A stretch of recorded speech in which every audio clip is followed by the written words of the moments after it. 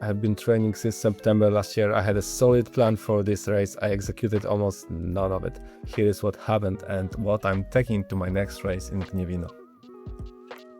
So the plan was mathematically perfect. A 197 watts target on the bike, a precision nutrition strategy, and a calculated heart rate zone pacing for the run. But at the first kilometer of the run leg at the Garmin Triathlon Tour Charzykowy, reality brutally introduced itself to my spreadsheet. Today is straight from my hotel room in Germany. I'm going to break down the race data. I'm going to show you the exact charts that reveal where a single pacing mistake caused me this painful result. Let's dive into the numbers. So let's dive into the first part of the race. It was a swim. As you can see here, it's quite unusual shape of the swim, and I presume my watch didn't record it correctly due to the fact that after my initial spike of the heart rate, which you can see here, I started to swim in the breaststroke mode. So I was panicking a bit, and unfortunately this is something I need to work on for my next race. But in reality, the swim wasn't that bad because the 950 meters I swam with a speed of around 2 minutes per 100 meters, so it wasn't that bad. Part 2, bike part. This is the Intervals.icu website where you can also track your metrics and you can upload your data from Garmin as well. I'm using this one to create my workouts. It's much easier than in Garmin, and also for checking my data. So here for the bike leg, you can see that basically my target was, as I said at the beginning of the video, 197, 200-ish watts for the race, but I also had the second cap for my race, which was the heart rate. So I didn't want to overdo my bike, so not to have legs for my run. So I decided that I will try to keep my upper cap on my heart rate for the 156 beats per minute. So as you can see here, I was quite close with that. So I barely reached 160 BPMs. But as you can see on the other side of the chart of the watts, you can see that I was barely touching like 160, 70 watts. I had some few places where I tried to overspeed somebody, so we can see here that the increase in power, but then I panicked because I thought that my heart rate spiked to 160, so I was just like chilling back to 160. Although I didn't check the watts at the race during the race, I was more focused on my watch and checking my heart rate, as that was my target at that day. But you can see that the normalized power is 169 watts and average power 163, which is way below what I was expecting to have. But I kept the average heart rate 146, so that was actually part of my strategy, so I kept that at least. But it wasn't good for the race anyway. So part 3, run.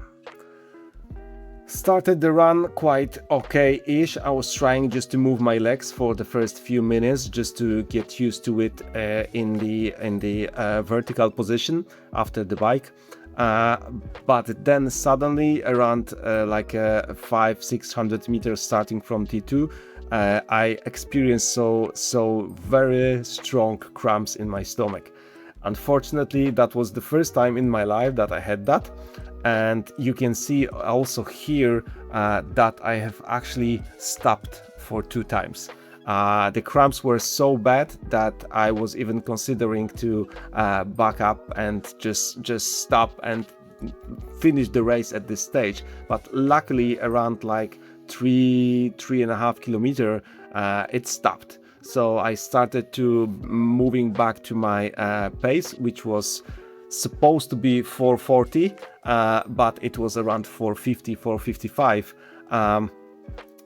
But because of the 2 stops I did at the beginning of the race, the average tempo, the pace of this run was 5:22. So not bad in terms of situation I had, but of course that's not the ideal situation to have during the race. Okay, so here it is, 2 hours, 40 minutes, 49 seconds. It's not the goal I was heading to. My goal was 2 hours, 20 minutes. I think I lost around 13-14 minutes on the bike. I think around 5-6 minutes on the run and maybe 1-2 minutes on the swim. But for sure that's something I can improve. So my strategy, first of all, would be to keep the power as a first factor when I'm on the bike. Secondly, I need to figure out what was causing my cramps, my stomach cramps, because that's quite unusual for me. I have never have any cramps previously, so that's something strange. For the swim, for sure I need to be more in open water, so I need to get used to it. Honestly speaking, this year I had only 1 open water swim done before the race, so I think that might be also the issue with this swim. But yeah, lesson learned. And the third one, that is more on the devices stuff. For sure, for my next race I will have my chest strap with me. I'm always training with my chest strap, but for the race I was trying to be as light in terms of number of things I carry on myself as possible. So I decided to stick with Forerunner 965 only. But it was a mistake. Unfortunately, which was showing me a heart rate on the bike, which was in some cases looking like a cadence rather than the heart rate.